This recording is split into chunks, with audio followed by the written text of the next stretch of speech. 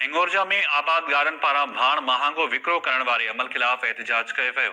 इन हवाले सां रिपोर्ट करे रहियो आहे अब्दुल जब्बार चांद। में भी यूरिया कलर जी शॉर्टेज थी वही है। एसी सुबह रोड छापा आया, कुछ गोदाम भी सील किया। अज आबादगार ने एहतजाजी मुजाहिरो कयो आहे। गुज़रियल मुसलसिल आबादगारनि खे हथ सां हथी वठाए तबाह कयो वञे। अचो त उहे टाइम सां पंहिंजा वीचार कींदा वञनि। भांडो हुयो उन ते वधीक रेट ॻाल्हाइनि पिया, जो गवर्नमेंट जो रेट आहे उन खां मथे 1768, इन रेट खां मथे हलाइनि पिया 2400-2500 रुपया हलाइनि त पोइ उन्हनि ते छापो आयो, उन्हनि खे फाइन पए।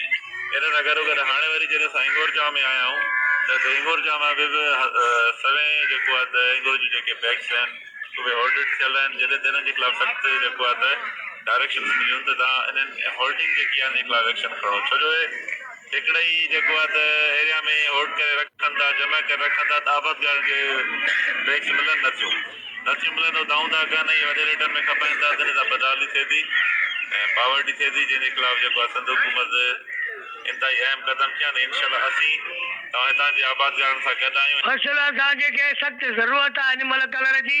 जीअं एसी 600 पे जॾहिं अचे छापो आयो, गोदामनि में हज़ारे बोरियूं पियलियूं आहिनि, उनखे सील कयो वियो। एसी के साहब खे असांजी अपील आहे इनके आबादगारनि खे में ये बोरियूं सरकारी अघ ते विरायूं वञनि, जीअं आबादगारनि खे वक़्त सर कलर मिले त उनखे फसल थी। दुनिया खे ॾेखारे त मां सील कया गोदाम, पर उन में खर्तेल को निकितो आहे।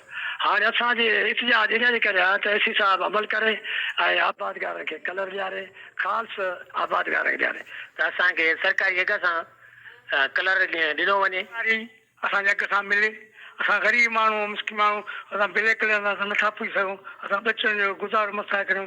महिरबानी असांजी अपील इहा ई आहे त सरकारी रेट सां असांखे कलर मिले। चवणो आहे त सरकारी रेट ते 1768 ते असांखे कलर ॾिनो वञे। हींअर असांजो कणिक जो फसल गाह ऐं ॿियो फसल तयारु आहे, पर असांखे ब्लैक ते कलर मिली रहियो आहे, जेको असांखे इलाही महांगो थो पए। 2400 खां 2500 रुपया फी बोरी पए थी ऐं असां पुॼी नथा सघूं। हिननि मुतालबो कयो त CM सिंध ज़रात खाते जे वज़ीर DC खैरपुर एसी सोबतुर ऐं ॿियनि वसवरनि खां मुतालबो कयो त कलर जी जेका फराहमी आहे उहा बहाल कई वञे। मुनाफ़िक़ोर जेके वापारी आहिनि उन कार्रवाई कई वञे। कैमरामैन अब्दुल जब्बार चांग सां गॾु अब्दुल जब्बार चांग, टाइम न्यूज़।